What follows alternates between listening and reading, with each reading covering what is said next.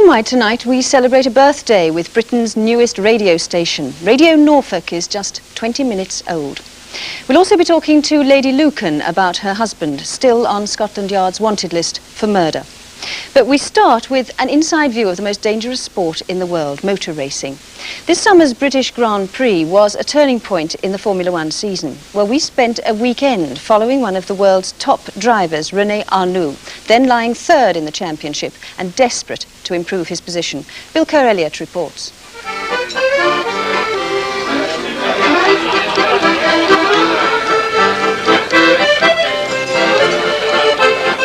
On the Friday night before the race, the Renault team threw a party to celebrate Bastille Day. Merci, thank you. As their contribution to the endless social round, it seemed as good an excuse as any. The two works drivers made a dutiful appearance. Jean-Pierre Jabouille, a highly talented engineer and driver, is on paper their number one. From the start, the whole Renault Formula 1 effort has been based around Jabouille. But to the slight embarrassment of all concerned, it's his number two, a diminutive 32-year-old from Grenoble, Rene Arnoux, who has emerged as Renault's brighter hope. This season he has won both the Brazilian and the South African Grand Prix. I said earlier on in the season that he had a real shot at winning the World Championship. In fact, he's got a lot of talent, but unfortunately things have developed that just haven't allowed him to get the sort of domination I would have expected. But there are some very fast circuits coming up in the World Championship calendar, and I fully expect him to come back on cam, so to speak, again, because the boy has a lot of talent. Now, with 43 hours to go before the start, he's lying third equal in the World Championship, with the Ligier driver Didier Pironi. Tomorrow, practice starts at 10.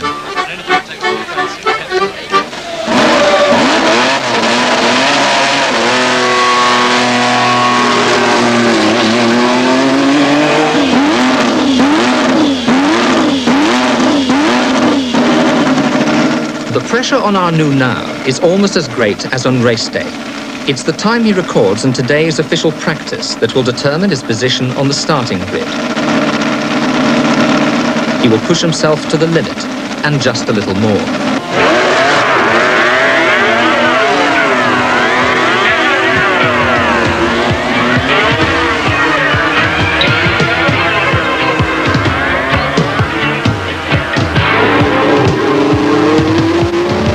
Motor racing has always been dangerous, but the increasingly cutthroat competition and the terrifying performance of the latest ground effect cars round existing circuits are ironically leading even the constructors to believe that something must be done to slow them down.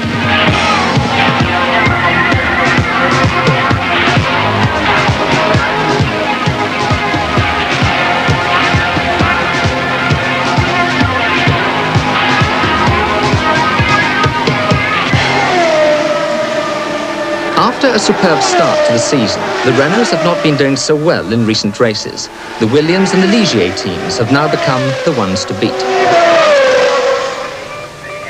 After 70 years out of Grand Prix racing, the Renault company made a spectacular comeback in 1977. With massive state backing, their aim is simply to win the World Championship for France. It's all one big travelling circus.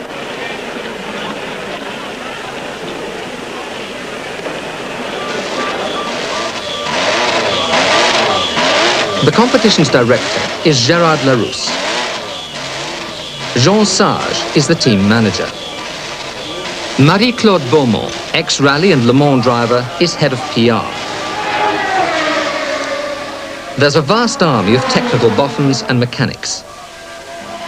Bernard Canonnier is the travelling chef. And this man, Jean-Pierre Moreau, is Arnoux' secret weapon, but more of him later. The Renault is probably the most interesting car technically. It's the only one which uses a 1.5-litre engine turbocharged instead of the conventional 3-litre engine. That's allowed under the Formula 1 regulations. There's now 15 minutes before the final timed practice session. So far, both Renaults have been disappointingly slow, with Arnoux 10th fastest. This will be his last chance to improve on that. With more than 510 brake horsepower, the turbo Renaults are the most powerful cars, but they're not well suited to the twisty Brands Hatch circuit.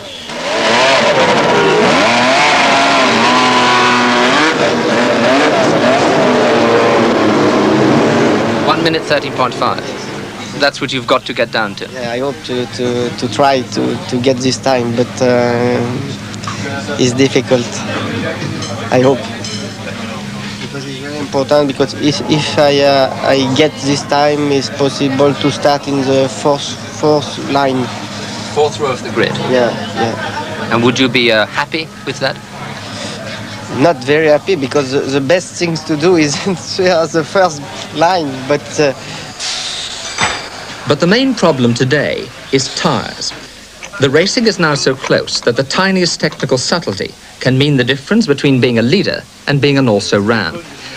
It turns out that the treadless Michelin tyres used by Renault are not running hot enough to become sticky and give sufficient grip. So the Michelin men cut grooves by hand in a last-minute attempt to raise the temperature.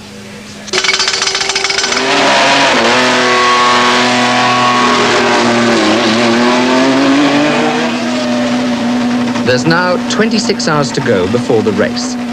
And as practice starts, all fingers are crossed in the hope that the experiment will pay off.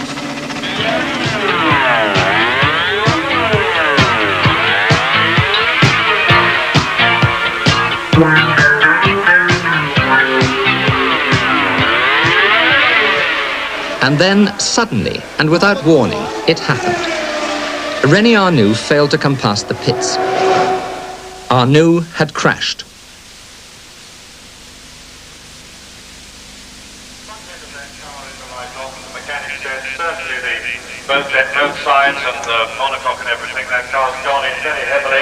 I had been viewing his progress from the paddock and watched as he accelerated out of Druid's hairpin, lost control and smashed helplessly into the barrier.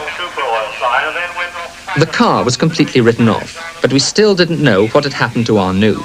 Fearing the worst, the organisers stopped all the other cars. And then the word came through. Arnoux was not only alive, but miraculously had escaped with a cut hand and bruised ribs. Another few centimetres more, and he could have lost his legs. In the right corner, my car is sliding, and when I turn the wheel, nothing. And I go in the quadrille. This is the problem. I think that the tires is not very hot, and maybe I push the accelerator too early.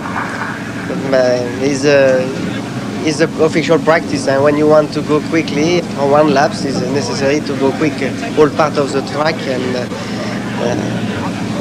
is the Formula 1. And you will drive tomorrow? Yes, yes. Yeah, tomorrow is another day. Yeah. Within minutes of returning to the pits, Arnoux was put into the spare car, ready to go out again before the end of practice.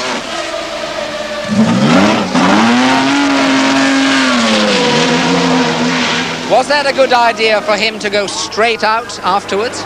Oh yes, you know, they are professional drivers, and very often after a big accident, it's much better to go straight off so you don't think too much and then you go. He was smiling and he said, okay, he wanted to go anyway, much better than to stay in the pit. In spite of his heroic effort, Arnoux finally recorded a best time of 1 minute 13.967 seconds, 16th fastest, to give him a place on the 8th row of the grid for tomorrow's race. His teammate, Jabouille, was on the 7th row. The two French Ligier drivers, Pironi and Lafitte, were on the front row, and the two Williams drivers, Jones and Reutemann, on the 2nd. As if the drivers and the teams didn't have quite enough to cope with, it's at this time that interest from the public and the media is at its greatest.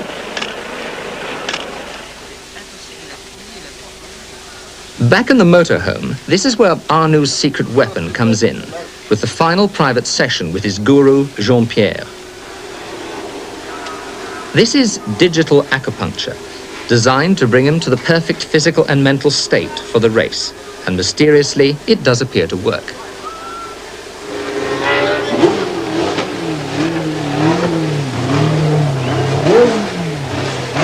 2 minutes to go. Didier Pironi in the Ligier is in pole position with his teammate Lafitte alongside. They must start as favourites. On the second row, it's Alan Jones in the Saudi Leyland Williams and his teammate, the Argentinian Carlos Reutemann. Back on the 8th row, Rene Arnoux is deep in thought.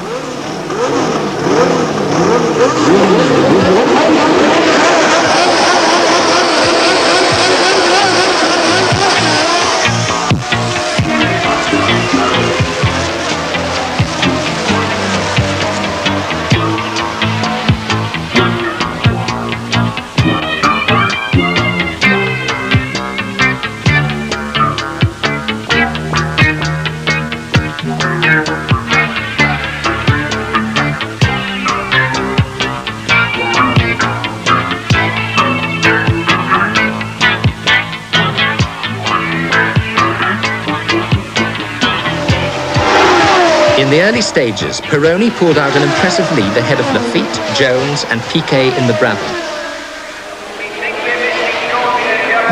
We've got a television in there. He's out of the car, just pulled over on the grass somewhere.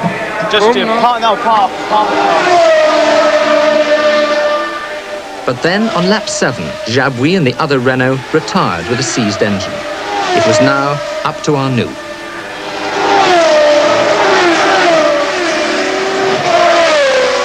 The two Ligiers, which had dominated the race, were both in trouble with tyres.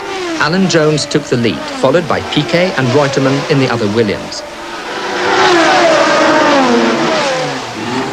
By half distance, Arnoux, who was running well down the field, suddenly pulled into the pits, with fluid pouring from a rear brake caliper.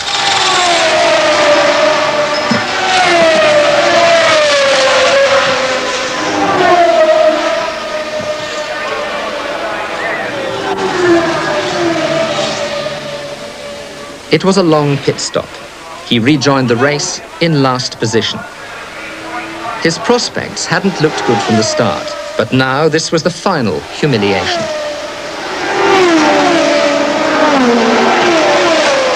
And then it was all over.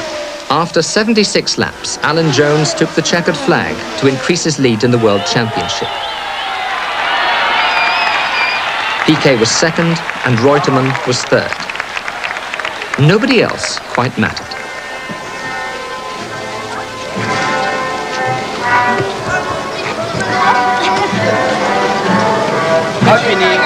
How do you feel, René? How do you feel? Comment ça va? It's a pity because I stopped to the pits. Because if I don't stop, it's possible to take maybe 1 point. It's the race. But you're still third in the World Championship. Oh, yeah? Are you very disappointed about today? No, because I know the problem when I arrived here, and it's too difficult in this condition.